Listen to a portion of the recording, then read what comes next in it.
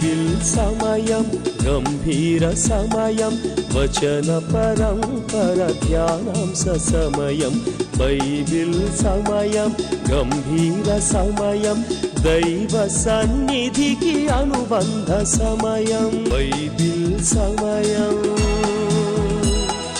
Bible సమయం Bible సమయం Bible సమయం ఋతు గ్రంథం విమోచన గ్రంథం బ్రతుకును ఇచ్చి వెలిగించిన గ్రంథం బ్రతుకును ఇచ్చి వెలిగించిన గ్రంథం ఋతు గ్రంథం విమోచన గ్రంథం అన్యురాలైన రూతు మోయాబు దేశములో కోల్పోయెను తన సొత్తు నిరాధారమాయెను బంధువైన బోయజు తన చెంతకు చేర్చుకొని బంధువైన బోయజు తన చెంతకు చేర్చుకొని ఆధారమాయెను వెలుగునిచ్చెను ఆధారమాయెను వెలుగునిచ్చెను ఋతు గ్రంథం విమోచన గ్రంథం బ్రతుకును ఇచ్చి వెలిగించిన గ్రంథం బ్రతుకును ఇచ్చి వెలిగించిన గ్రంథం ఋతు గ్రంథం విమోచన గ్రంథం. ఈ కార్యక్రమాన్ని స్పాన్సర్ చేసిన వారికి మా హృదయపూర్వక ధన్యవాదాలు.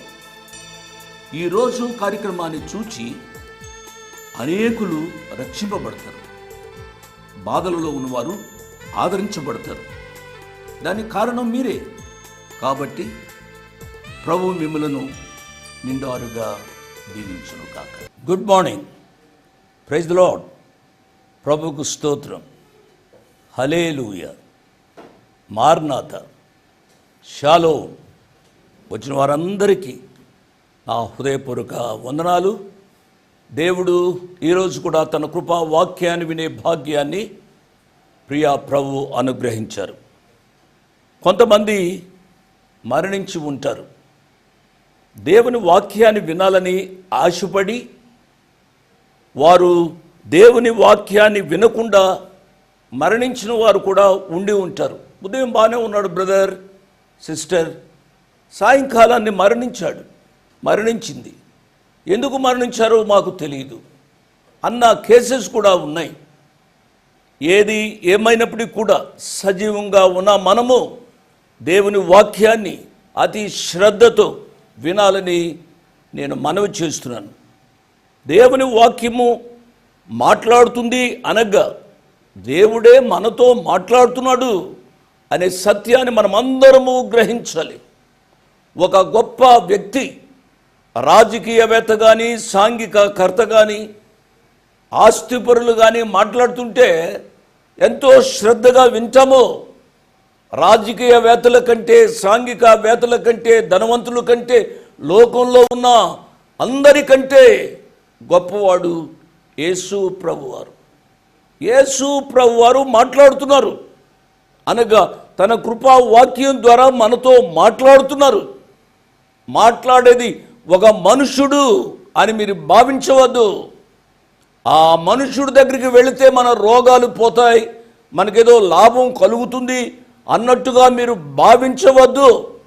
మన జీవితాలను సరిదిద్దే మన లోక రక్షకుడు, మన గొప్ప ప్రేమామూర్తి యేసు ప్రభువారు మనతో మాట్లాడుతున్నారని ఎరిగి జాగ్రత్తగా వినాలని నేను మనవి చేస్తున్నాను.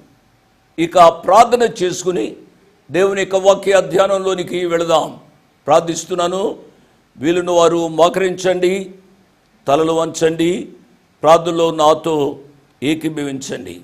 కృపా సత్య సంపూర్ణుడైన మా ప్రియ పరలోకపు తండ్రి, వందనాలు, స్తోత్రాలు నాయనా. మీ కృపా వాక్యాన్ని ఈ దినం కూడా ధ్యానించే భాగ్యాన్ని మీరు మాకు అనుగ్రహించారు. దాన్ని బట్టి హృదయపూర్వకంగా మీకు వందనాలు, స్తోత్రాలు చెల్లిస్తూ ఉన్నాం. నాయన ఈ దినంలో ఎవరైనా మరణించి ఉండి ఉంటే ప్రభువా ఆ కుటుంబాన్ని ఆదరించుమని అడుగుతున్నావు నాయనా. మరణించిన వారు నాయన అందరూ మీ దగ్గరికి రారు ప్రభువా. ఈ లోకంలో మారు మనసు పొందకుండా రక్షణ అనుభవం లేకుండా మరణించి ఉండి ఉంటే ప్రభువా వారు నిత్య నరకాగ్నికి పాత్రులవుతారు అని మీ ఒక వాక్యము సెలవిస్తుంది నాయన. వాక్య హెచ్చరికలు మేము తీసుకున్న వారమై సజీవంగా ఈ లోకంలో ఉండగానే రక్షణానుభవంలోనికి రావడానికి మీరు కృప చూపించమని అడుగుతున్నావు నైనా. అపాత్రులను అయోగ్యుని నన్ను రక్షించుకున్నారు, మీకు స్తోత్రాలు. రక్షించడంతో పాటుగా మీ సేవకునిగా నన్ను అంగీకరించారు, దాన్ని బట్టి స్తోత్రాలు నాయనా. ఎంతమంది సేవకులు మా రాష్ట్రంలో మా దేశంలో పనిచేస్తున్నారు, వారందరిని బట్టి మీకు స్తుతులు స్తోత్రాలు నాయనా. కొంతమంది రేడియో ద్వారా మాట్లాడుతున్నారు, మరి కొంతమంది నాయన టీవీ ద్వారా మాట్లాడుతున్నారు. మాట్లాడేది మా గొప్పలను వెలిబుచ్చుకోవడానికి కాకుండా మీ కుమారుడు మా రక్షకుడైన యేసు ప్రభువాన్ని ప్రత్యక్షపరచడానికి ఇది ఒక సాధనమే అని గుర్తెరిగి మీ వాక్యాన్ని ఉన్నది ఉన్నట్లుగా ప్రసారం చేసే భాగ్యాన్ని మీరు మాకు అనుగ్రహించుమని విధేయపూర్వకంగా అడుగుతున్నాను నాయనా. నాయనా సహాయం చేయండి. ఈ రాత్రి వాక్యం వినవారిలో కొద్దిమంది అయినా రక్షణానుభవంలోనికి రావడానికి మీరు కృప చూపించండి. అనారోగ్యంగా ఉన్నవారిని మీ చిత్త ప్రకారం ముట్టి స్వస్థపరచండి నాయన. అనాథులైన బిడ్డలను ఆదరించండి ప్రభు, సహాయం చేయండి నాయన. కృప చూపించి మహిమ పొందుమని మీ కుమారుడు మా రక్షకుడు యేసు ప్రభు వారికి అత్యున్నతమైన నామమున మీకు స్తోత్రం చెల్లించి వేడుకున్నాము తండ్రి.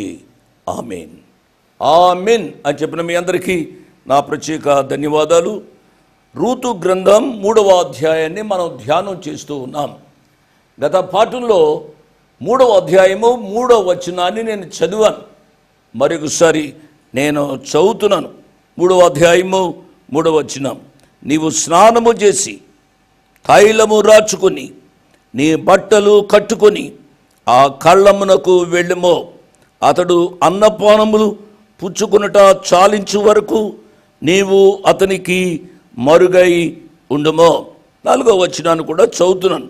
అతడు పండుకొనిన తరువాత అతడు పండుకొనిన స్థలమును గుర్తెరిగి లోపలికి పోయి అతని కాళ్ళ మీద ఉన్న బట్ట తీసి పండుకొనవలెను.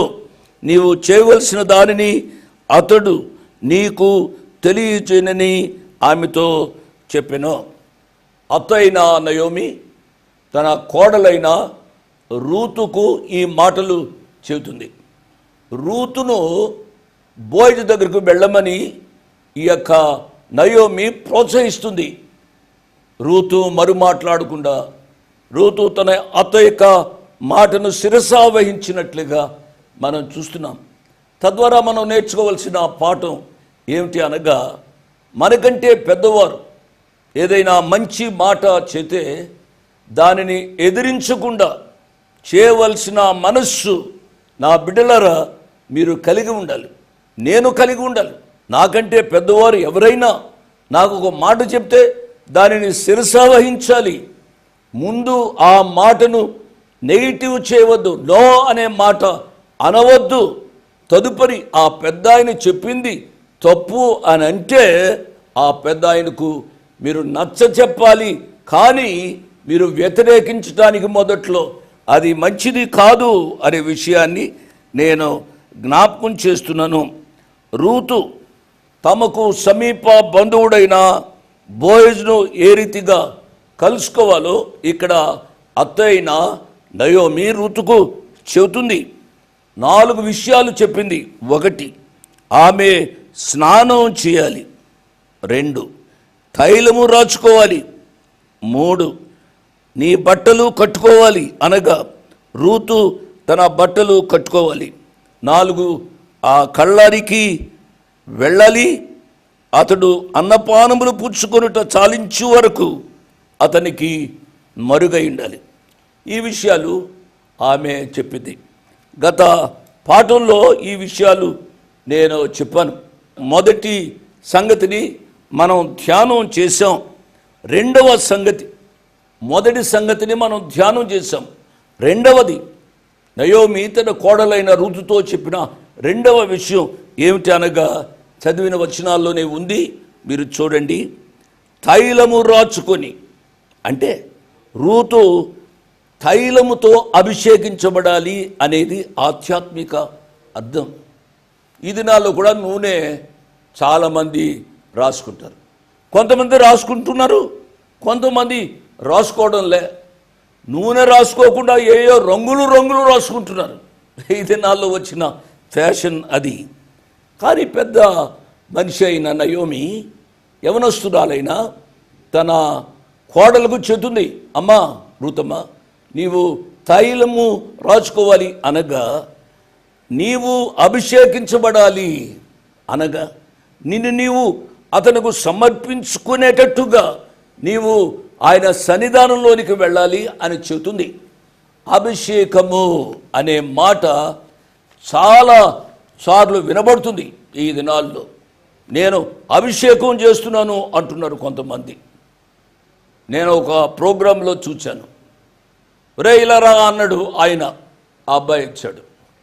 నేను ఈ అబ్బాయిని అభిషేకిస్తున్నాను అన్నాడు. అన్న తరువాత ఆ అబ్బాయిని అడిగాడు, ఒరే నువ్వు మారు మనసు పొందావా అని అడిగాడు. ఆడు చెప్పాడు, ఆ కుర్రగాడు ఎంతో యథార్థవంతుడు అని నేను అనుకోవాలి. అతను చెప్పాడు, నేను మారు మనసు పొందలేదు అన్నాడు. మారు మనసు పొందునోడికి అభిషేకం చేయడం ఏమిటంటే అది టీవీల్లో కనపడి మనుషులను మాయ చేయడమా? అది మారు మనసు లేకపోయినా అభిషేకిస్తున్నాను అన్నాడు. చాలా విచారకరమైన సంగతి. అభిషేకము రక్షింపబడిన తరువాత అభిషేకం. ఈ రాత్రి సమయంలో వాక్యం వింటున్నా నా ప్రియ బిడ్డలారా, మీరు రక్షించబడ్డారా ఆలోచించాలని ప్రభు పక్షంగా నేను మనవి చేస్తున్నాను. రక్షణ పొందిన తరువాత పరిశుద్ధాత్మదేవుడు మనను అభిషేకిస్తాడు. ఆయన మనను సంపూర్ణంగా ఆయన స్వాధీనంలోనికి తీసుకుంటాడు అనే విషయాన్ని నేను జ్ఞాపకం చేస్తున్నాను. స్టెఫను జీవితాన్ని అపోస్తుల కార్యముల గ్రంథంలో నేను ధ్యానం చేస్తూ వస్తున్నాను. ఆ స్టెఫను భక్తుడు పరిశుద్ధాత్మతో నింపబడిన వాడై పరిశుద్ధ ప్రవర్తన కలిగి జీవించినవాడు. అంటే తన యొక్క జీవితం అంతా ప్రభువుకు సమర్పించుకున్నాడు. అతడు అభిషేకించబడినవాడు. అందుచేతనే మనము ఆత్మపూర్ణులమై ఉండాలి అని అపోస్తులైన పౌలు గారు ఎఫెసీ సంఘానికి వ్రాశాడు. ఎఫెసీలకు రాసిన పత్రిక 5వ అధ్యాయము 19వ వచనంలో ఈ రీతిగా ఉంది. బైబిల్ను వారు క్విక్గా నాతో చూడండి అమ్మా బాబు. ఎఫెసీలకు వ్రాసిన పత్రిక 5వ అధ్యాయము 18వ వచనాన్ని నేను చదువుతున్నాను. మరియు మద్యముతో మత్తులైండొకటి, దానిలో దుర్వ్యాపారము కలదు, అయితే ఆత్మ పూర్ణులైండుడి. కాబట్టి కొంతమంది మద్యముతో మత్తులై ఉన్నట్టుగా పూనినట్లుగా స్టేజీల మీద ఏమేమో చేస్తున్నారు. చూస్తుంటేనే చాలా జుగుప్సకరంగా ఉంటుంది. స్టేజ్ మీద ఏమిటంటే అది అనేక మంది చూస్తున్నారు. క్రైస్తవులు చూస్తున్నారు, క్రైస్తవేతరులు చూస్తున్నారు, వాక్యాన్ని ప్రేమించేవారు చూస్తున్నారు, వాక్యాన్ని ప్రేమించిన వారు చూస్తున్నారు. చాలా జాగ్రత్తగా ఉండాలి. మనకి ఇవ్వబడిన ఆ సమయము అది ఎంతో విలువైన సమయం. విలువైన ఆ సమయాన్ని ప్రభువు మహిమార్థమై వాడాలి అని నేను మనవి చేస్తూ ఉన్నాను. నెంబర్ 3, అత్తైన నయోమి తన కోడలైన రుతుకు చెప్తున్న 3వ విషయం ఏమిటి అనగా, నీ బట్టలు కట్టుకొని ఆ కళ్ళమునకు వెళ్ళుమో. నీ బట్టలు కట్టుకోవాలి అని అంటే ఆధ్యాత్మిక అర్థం ఏమిటనగా, నా ప్రియ కోడలు లేక నా ప్రియ కుమారి రుతమా, నీవు ఇంతవరకు వైధవ్యపు బట్టలు కట్టుకుంటున్నావు కదా. మన యొక్క దేశంలో రాష్ట్రంలో భర్త చనిపోతే తెల్ల బట్టలు కట్టుకుంటారు. కొంతమంది ఒక రీతి అయిన ఆచారాలు చేస్తూ ఉంటారు. అది దేశ పద్ధతి కావచ్చు, రాష్ట్ర పద్ధతి కావచ్చు, లేక జాతి పద్ధతి కావచ్చు. ఏది ఏమైనప్పుడు కూడా ఆమె చెప్పేది, అమ్మా ఋతు, నీవు నీ బట్టలు మార్చుకోవాలి. బట్టలు మార్చుకోవాలి అనంటే నీవు మోయాబు దేశా నుంచి వచ్చేటప్పుడు నీవు ఒక రకమైన బట్టలు కట్టుకున్నావు. ఆ బెత్లెహేము సాంప్రదాయ ప్రకారం ఒకవేళ భర్త చనిపోయిన తర్వాత నల్లటి బట్టలు కట్టుకునేవారేమో. భర్త బ్రతికుండగా లేక మరల పెళ్లి చేసుకొనగా మంచి తెల్ల దుస్తులు ధరించేవారేమో. ఏది ఏమైనప్పుడు కూడా అమ్మా నీవు బట్టలు కట్టుకొని ఆ కళ్ళమ్మనకు వెళ్ళుము.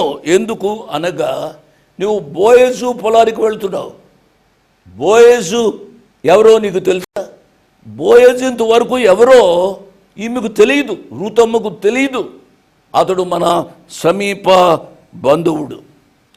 ఆయన ఎలీమెలి యొక్క బంధువుడు అని మనము 2వ అధ్యాయంలోనే చదువుకున్నాం. నయోమి పెనిమిటికి బంధువుడు ఒకడు ఉండేను, మొదటి వచనం 2వ అధ్యాయం. అతడు చాలా ఆస్తిపరుడు. అతడు ఎలీమెలకు వంశపు వాడై ఉండెను. అతని పేరు బోయజు. ఎలీమెలకు వంశము వాడు ఈ బోయజు. ఎలీమెలకు యొక్క పెద్ద కుమారుణ్ణే చేసుకుంది ఈ యొక్క రూతమ్మ. అంటే బోయజు యొక్క బంధువురాలు ఈ రూతు కూడా. ఈ సత్యాన్ని మనం చాలా జాగ్రత్తగా అర్థం చేసుకున్న వాళ్ళని నేను మనవి చేస్తున్నాను. ఇక్కడ అతడు పడుకుంటాడు అనగా ఈ రాత్రంతా ఆ కళ్ళంలోనే ఉంటాడు.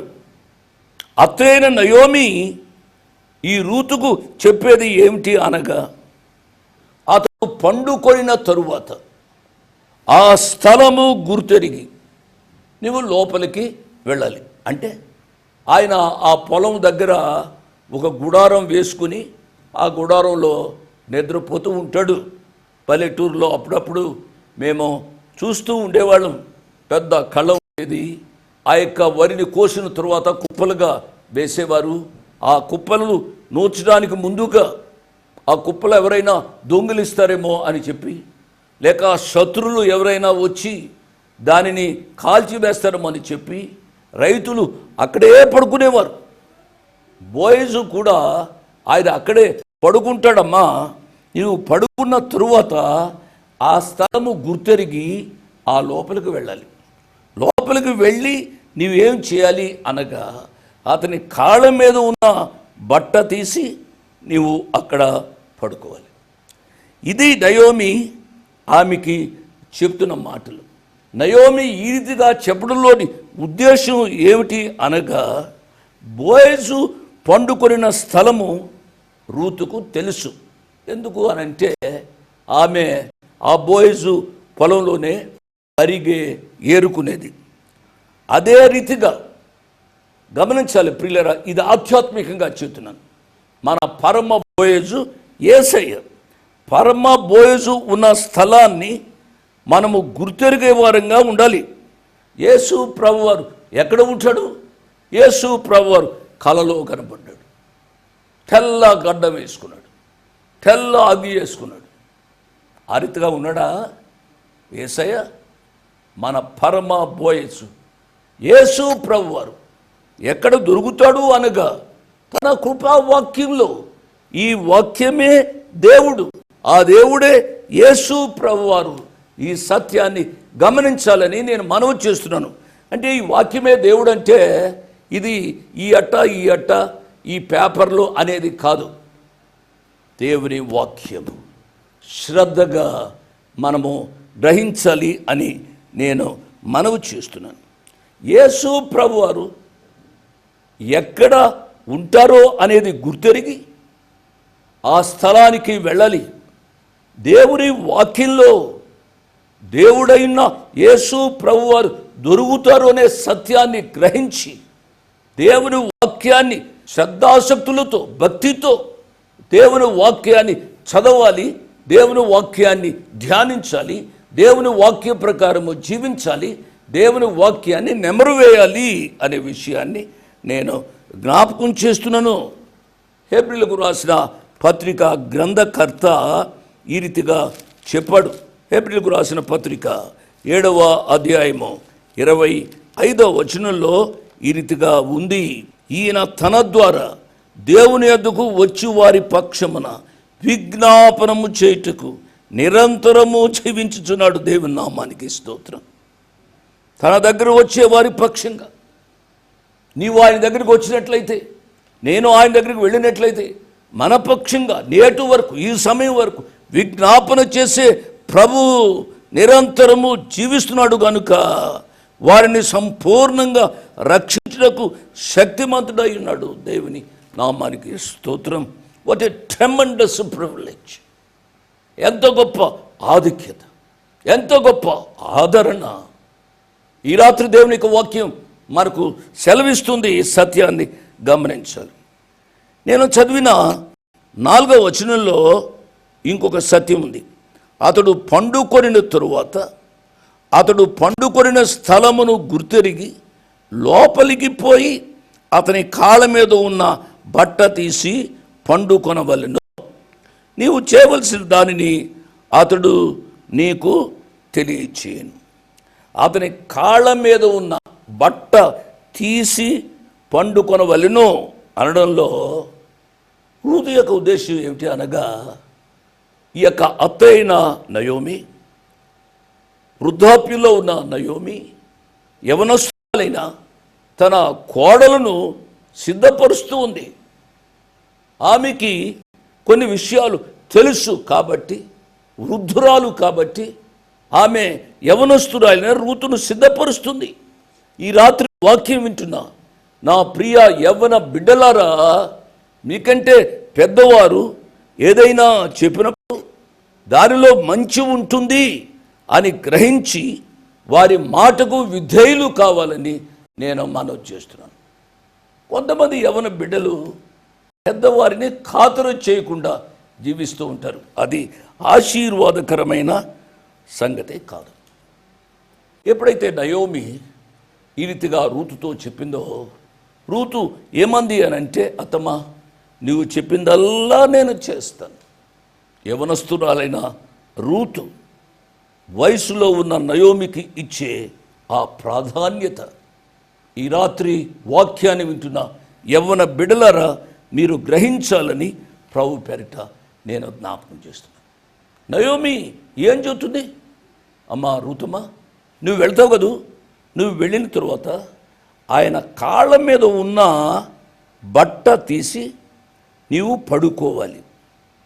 నీవు చేయవలసిన దానిని నిన్ను చూచిన తరువాత అతడు చెబుతాడు అన్నప్పుడు రూతు ఏమంది అనగా 5-6 వచనాలు, నీవు సెలవిచ్చినదంతా నేను చేస్తాను అని చెప్పి ఆ కళ్ళమనొద్దకు పోయి తన అత్త ఆజ్ఞాపించినంతయు చేశాను.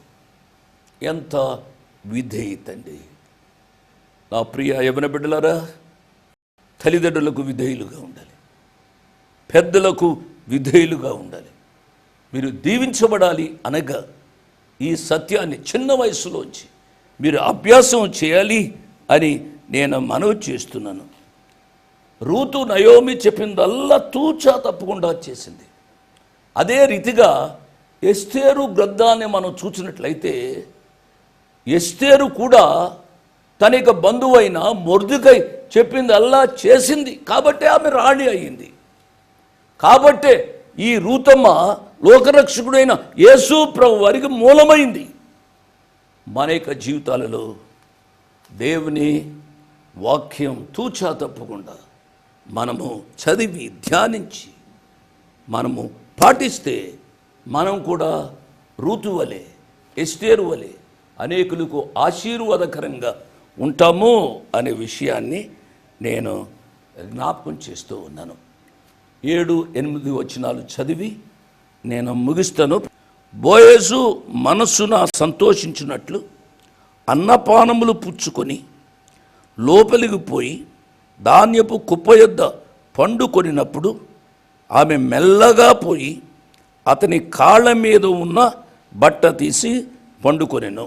కాబట్టి తన అత్త చెప్పిందల్లా రూతు తూచా తప్పకుండా నెరవేర్చినట్లుగా మనం చూస్తున్నాం. ఈ రాత్రి సమయంలో అనేక తలంపులు, అనేక మాటలు వస్తూ ఉన్నాయి. నా ప్రియ యవ్వన బిడ్డలారా, రూతు ఏ రీతిగా తన అత్త అయిన నయోమికి లోబడిందో, ఆమె చెప్పినట్లు చేసిందో, మీరు ఆ రీతిగా పెద్దలకు లోబడి విధేయురాళ్ళగా జీవించినట్లయితే రూతు ప్రపంచానికి ఆశీర్వాదకరమైన రీతిగా మిమ్మల్ని కూడా అనేక మందికి ఆశీర్వాదకర్తలుగా చేస్తాడు అని చెప్పి నేను ముగిస్తున్నాను. ఇంతవరకు వాక్యాన్ని శ్రద్ధగా విన్న మీకు ఆ హృదయపూర్వక ఆశీస్సులు. దేవుడు మిమ్మల్ని దీవించునుగాక. ఈ కార్యక్రమం ఈ రీతిగా నిర్విఘ్నంగా సాగడానికి కారణం నా ప్రియ ప్రభు, తదుపరి మీరు. చెప్పేది నాలో ఏమీ లేదు, నేను చెప్పడానికి ఒక పాత్రగా ప్రభు వాడుకుంటున్నాడు. అది నా జీవితంలో ఒక ధన్యకరమైన విషయం. అంతేకాని దీనికి మూల కారణం ప్రభు తర్వాత మీరు అనే విషయాన్ని జ్ఞాపకం చేస్తున్నాను. కాబట్టి ఈ కార్యక్రమంకి అయ్యే ఖర్చు 12,000 రూపాయలు అవుతుంది. మీరు ఎంత సహాయం చేయాలి అని అంటే అంత సహాయం చేయండి. ఇంతవరకు కార్యక్రమం నిర్విఘ్నంగా సాగుతుంది అని అంటే నా ప్రియ ప్రభు బిడ్డలే అని చెప్పి మిమ్మలను దీవిస్తూ నేను ముగిస్తున్నాను. దేవుడు మిమ్మల్ని నిండారుగా దీవించును గాక. ఆమేన్. ఇంతవరకు వాక్యాన్ని విన్నందుకు మీకు నా హృదయపూర్వక వందనాలు. ఒక ప్రత్యేకమైన మనవి చేయడానికి మరొకసారి మీ ముందుకు వస్తున్నాను. అదేమిటనగా, ఈ కార్యక్రమాన్ని నిర్వహించడానికి నేను ఎంతో ధైర్యం చేశాను అనే విషయాన్ని జ్ఞాపకం చేస్తున్నాను. డబ్బుండి కార్యక్రమాన్ని ప్రారంభించలేదు. నన్ను రక్షించి ఇంతవరకు పిలిచిన ప్రభు ఉన్నారు అని, తదుపరి విశ్వాసులైన మీరు ఉన్నారు అనే ధైర్యంతో ఈ కార్యక్రమాన్ని కొనసాగిస్తున్నాం. కాబట్టి ఈ కార్యక్రమానికి అయ్యే ఖర్చులో కొంత భాగమైన మీరు భరించాలని మనవి చేస్తున్నాను.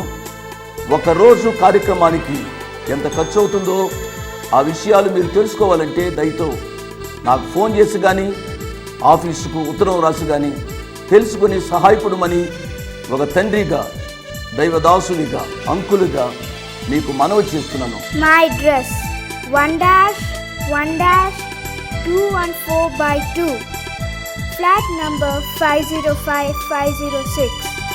1-1-214/2, flat number 505506. Prithvi Apartments Extension, Vivek Nagar, Chikkarpalli, Hyderabad 20.